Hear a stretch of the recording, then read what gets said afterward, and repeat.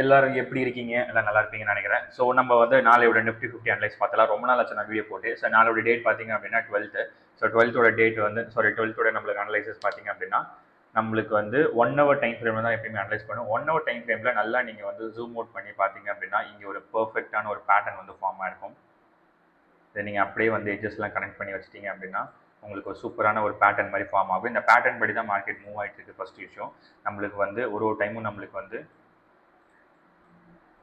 ரெசிஸ்டன்ஸை touch பண்ணி சப்போர்ட்டுக்கு வருது, மறுபடியும் சப்போர்ட்ல டச் பண்ணி ரெசிஸ்டன்ஸ் போகுது, மறுபடியும் இது ரெசிஸ்டன்ஸ்லேருந்து கிளம்பி சப்போர்ட்டுக்கு போகணும். பட் போகாமல் என்ன ஆகுது அப்படின்னா டியூ டு த பட்ஜெட்னால மார்க்கெட்டை வந்து நடுவிலே இந்த இடத்துலேயே மார்க்கெட்டை திருப்பி மேலே கொண்டு போகிறாங்க.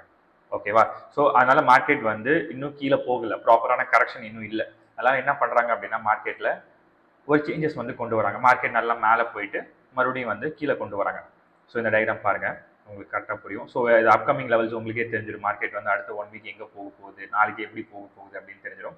ஸோ மார்க்கெட் வந்து பார்த்தீங்க அப்படின்னா நான் சண்டே வந்து ஒரு லைவ்ல போட்டிருந்தேன் என்னோட பேஜில், இன்ஸ்டா பேஜில். நீங்கள் மார்க்கெட் ஃபாலோ பண்ணுறேன்னா மறக்காம ஃபாலோ பண்ணிக்கோங்க.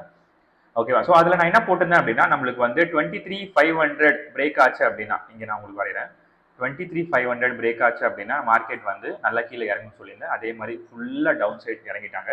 ஸோ இது வந்து மேக்ஸிமம் எவ்வளோ தூரம் போகலாம் அப்படின்னு கேட்டிங்க அப்படின்னா நம்மளுக்கு வந்து 22,000 இல்லை 21,850 அந்த அளவுக்கு போகலாம், வாய்ப்புகள் நிறைய இருக்கு. 21,800 இல்லை 21,700 750 அந்த மாதிரி ரேட் வந்து அந்த மாதிரி ப்ரைஸ் வந்து போகலாம். ஓகேவா?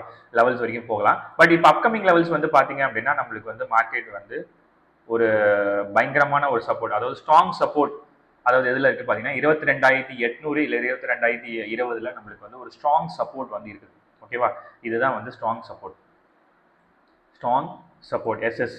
ஓகேவா? ஸோ இதை பிரேக் ஆச்சு அப்படின்னா மார்க்கெட் கண்டிப்பாக மேலும் மேலும் கீழே வந்து நல்லா இறங்கும். ஓகேவா? நல்லா கேட்டுக்கோங்க. ஓகேவா?